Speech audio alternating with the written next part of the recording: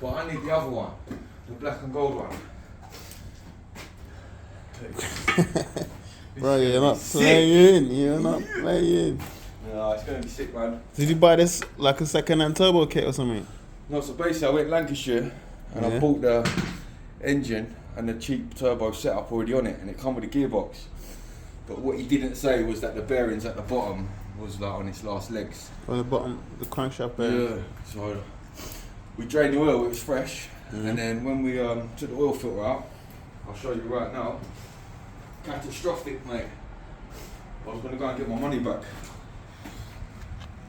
Oh shit! Yeah, I can see that, bro. Little filings and that, man. Good news. Yeah. So then we done a further little investigation. You flipped it. Flipped the it. sun bar. Had a little look.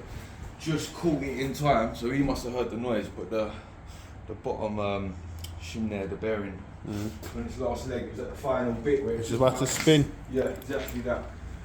So we've ended up polishing the journal on the crank ourselves. How's the belt meant to stay on this then? What? And you got meant to have ribs on that.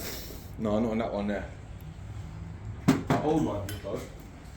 But even down to when you put like the crank pulley, it's tiny compared to what. But I don't know if to put these on or not, man.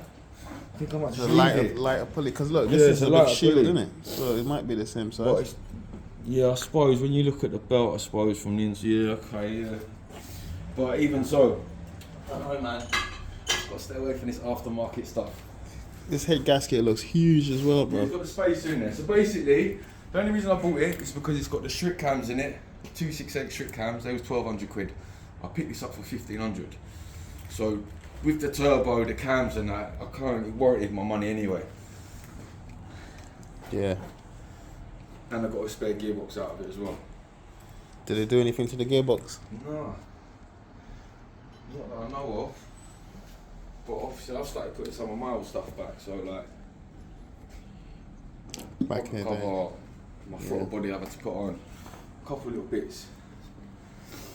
So we just need to get them bearings sorted out, get some big 1000cc injectors and some management, and we're off. We're good to go. This is crazy, Bit bro. of pipe work. Well, like, I don't know, I need to do some more research in regards to like the setup. What's that? Because this is charge cooler. Okay. So basically that's how it's meant to sit in the engine bay. So you kind of do away with the battery. Sorry, that's the wrong end. Yeah. It's like a switch. One end comes in there, one end comes off. But I don't really know too much. You're going all out. You guys are the most, you know. What's this then? So basically that's the fuel route. Okay. So mate, he had like this kind of setup. And that big bertha up there. And he has big bertha. And this one like that. And this one up there with some pressure valve. And then Well, you this get one, all of this for 1,500 quid. and all this comes to do like that. Yeah. Big daddy thing like.